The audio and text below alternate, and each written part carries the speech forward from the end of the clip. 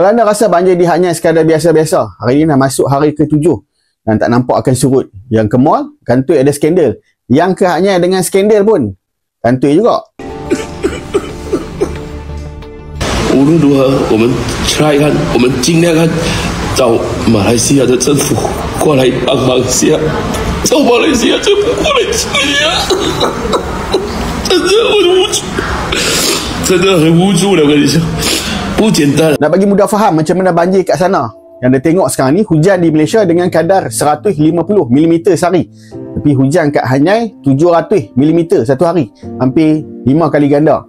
Hari ini 27 November, masih hujan dan ada kemungkinan berlaku gelombang ketiga. So sekarang ni NGO sana dah mula minta bantuan kerajaan Malaysia.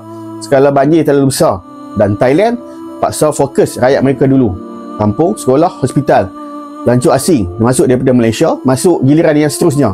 Hujan kat sana, gelombang pertama pada 21 November lepas, gelombang kedua 24 November. NGO daripada Malaysia dah bergerak sejak 22 November dulu. United Six Malaysia, Bomba Sukarela dan lain-lain. Kalau cerita daripada segi geografi pula, Hanyai ni sebenarnya duduk dalam lembah, kawasan rendah dan dikelilingi oleh bukit. Bila hujan terlalu lebat, semua air daripada kawasan tinggi jatuh satu tempat. Contoh mudah macam mangkuk tadah. Contoh macam ni lah. Sungai utama daripada sana pula kecil dan cetek. Air masuk senang tapi air nak keluar susah dan lambat. Paras air ialah 1 sehingga 1.5 meter. Jalan utama tenggelam, mall dan hotel banjir besar di tingkat bawah.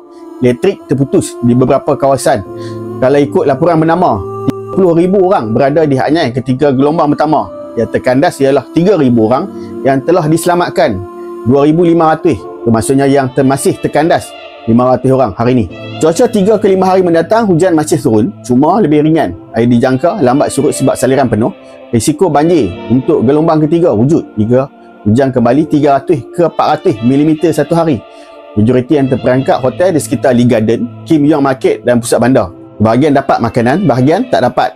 Banyak hotel tak mampu sediakan makanan sebab mereka sendiri pun terkandas.